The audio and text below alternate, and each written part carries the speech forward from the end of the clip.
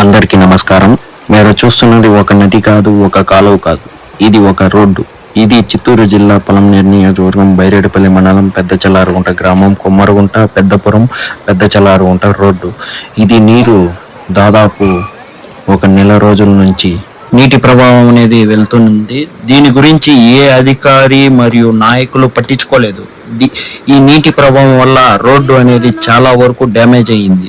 ఈ రోడ్డు మార్గంలో ఎవరు కూడా వెళ్ళలేని పరిస్థితి. ఈ రోడ్డు మార్గం ద్వారా దాదాపు కాలేజీ స్కూల్ బస్సులు 5 బస్సులు వరకు వెళ్తాయి. నెల రోజుల నుండి కాలేజీ స్కూల్ బస్సులు కూడా వెళ్ళడానికి చాలా ఇబ్బంది. అసలు రావడం కూడా లేదు. విద్యార్థులు కూడా స్కూళ్ళు కాలేజీలకు వెళ్ళడం కూడా లేదు. మా ఊరిలోని కార్లు మరియు బండ్లు అన్ని రకాల వాహనాలు ఊరి ముందర అంటే పెద్ద చల్లారుగుంటకి 1 కిలోమీటర్ ముందర నిలిపేసి అక్కడే పార్కింగ్ చేసేసి వచ్చే పరిస్థితి వచ్చింది. ఈ రోడ్లో అనేక మంది రావడానికి ఇబ్బంది పడుతున్నారు.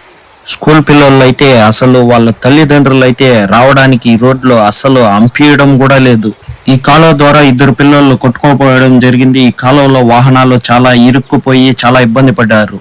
ఈ రోడ్డు దాదాపు 10 ఊర్లకు సంబంధించింది. 10 ఊర్ల గ్రామస్తులు అందరూ ఇబ్బంది పడుతున్నారు. ఇది చాలా బాధాకరం.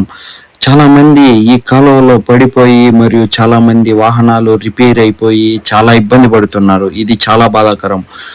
మరియు విద్యార్థులు స్టూడెంట్స్ అయితే అసలు కాలేజీలు స్కూల్కి అయితే అసలు పోవడం కూడా లేదు ఈ రోడ్డు పరిస్థితి వలన. పెద్ద చల్లారుగుంటలో ఉండే జెడ్పీహెచ్ఎస్ హై స్కూల్ కానీ ఎంపీపీ స్కూల్ కానీ దీంతో 250 మంది విద్యార్థులు ఉన్నారు. కనీసం 150 మంది విద్యార్థులు ఈ దారిలో రావాలి.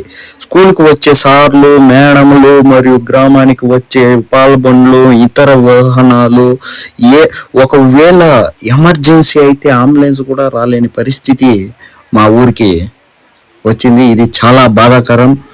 ఈ నీటి ప్రభావం అనే దాని వల్ల కనీసం 10 ఊర్లు బాధపడుతున్నారు, చాలా ఇబ్బంది పడుతున్నారు. ఈ నీరు అనేది రావడం అనేది చాలా ఊర్లో అందరికీ చాలా సంతోషకరమే. కానీ ఇబ్బందులు అనేది చాలా మంది పడుతున్నారు.